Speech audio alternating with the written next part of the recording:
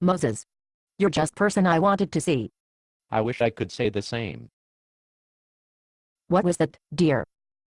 Nothing, Aunt Ethel. How are you? You shouldn't ask.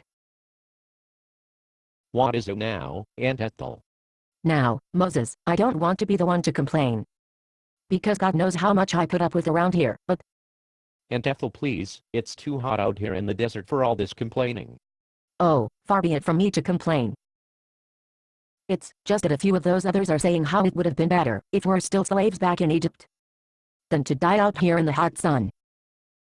Aunt Ethel, stop exaggerating. We're not going to die.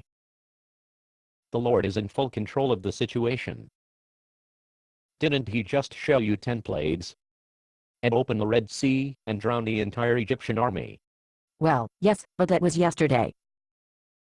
What if he doesn't show up today, and we'll all die of thirst? You know, some of the others don't cherish the thought of having our dead bodies picked apart by vultures. Aunt Ethel, please. Go tell the others that the Lord will provide, as he always does. I'd like to, Moses, but I'm so thirsty and weak. I don't think I can make it. All right, all right.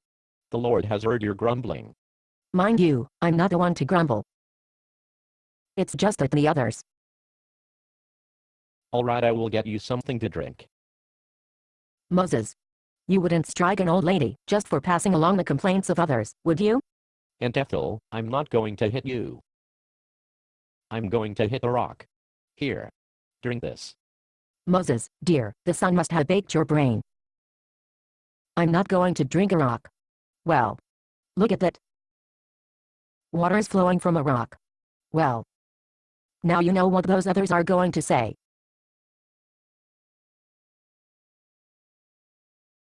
I'm sure you'll tell me. They'll say, Ethel. What good is all that water, when there's no cup to drink it with? Me cup is hanging by the rock, use that.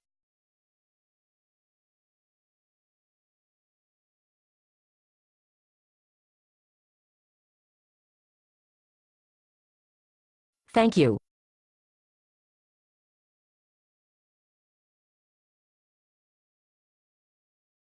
Oh. That's so. That's so. Thirst quenching?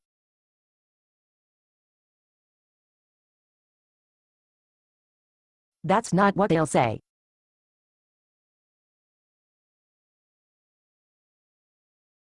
I'm dying to hear what they'll say. They'll say, what good is for us to have a few days added onto our lives with all this water, only to die of starvation? That's what they'll say, and they'll be right. Or haven't you noticed there's nothing to eat around here? I've noticed, Aunt Ethel. I've noticed, and so has God. You know, all there is to eat out here in the desert is locusts. Well, if you think I'm going to eat locusts with my constitution being what it is. No, I'm sure that the Lord won't want a woman with your constitution to eat locusts. Mind you, with my faith in the Lord. It isn't me who's worried about where our next meal will come from. It's the others, I know. That's right. The Lord has heard your grumbling. Your food will come tomorrow morning. What's happening tomorrow morning, may I ask? You'll see, after the dew. Do what? What do we have to do? No, it's not what you do. It's under the dew. You know when you're out in the hot sun like this? It bakes your brain, so you stop making sense. Aunt Ethel, tomorrow morning after the morning dew evaporates, the Lord will provide food. What is it? That's correct. What's correct? What is it? That's it exactly. Where is my nephew Aaron? We need someone else in charge here. Aunt Ethel, the name of the food is what is it? But you can call it manna, if you like. Oh, manna. What is it? That's a very clever play on Hebrew words. That's right. So, what is it? Do we have to go through that again? No, I mean, what's it made of? Well, it'll come in flakes, but it'll taste like bread. You add a little water to make a dough. Then you can bake it or boil it. Oh, like bagels. I would die for a bagel. Only in my dreams. What? Nothing. Like I've always said, Moses, my boy, the Lord always provides. I'm sure you did. But let me caution you, Aunt Ethel. You may only collect a one-day supply of manna at a time. If you collect more than you need, the leftovers will rot and stink. Like your Uncle Morris, after he's had corned beef and cabbage. So, each person will only be allowed one omer. I'd never marry even one Arab, even if I was starving. Not omer, Aunt Ethel. An omer. I knew that. What's an omer? 1/10 of an ephah. Oh. 1/10 of an ephah. What's an ephah?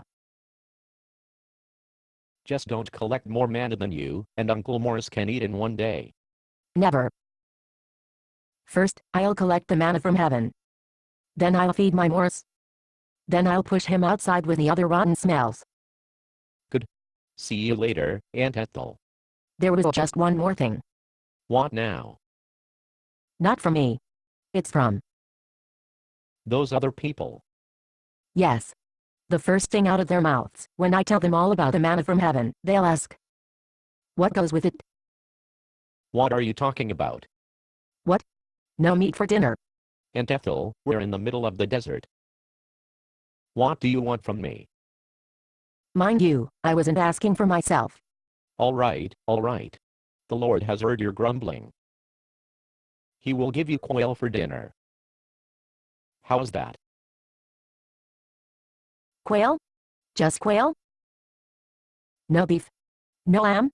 Just quail? Mind you, I'm not asking for myself. I rather enjoy poultry. But those other people, they'll complain and they'll grumble, until they get to the promised land. It's a good thing we are only going to be out in the desert for a few days, right? Why are you looking at me like that?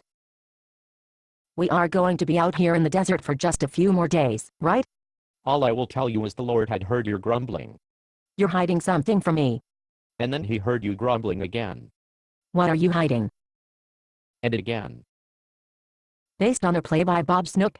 Conditions for use: do not sell any part of this script, even if you rewrite it. Pay no royalties, even if you make money from performances. You may reproduce and distribute this script freely, but all copies must contain this copyright statement.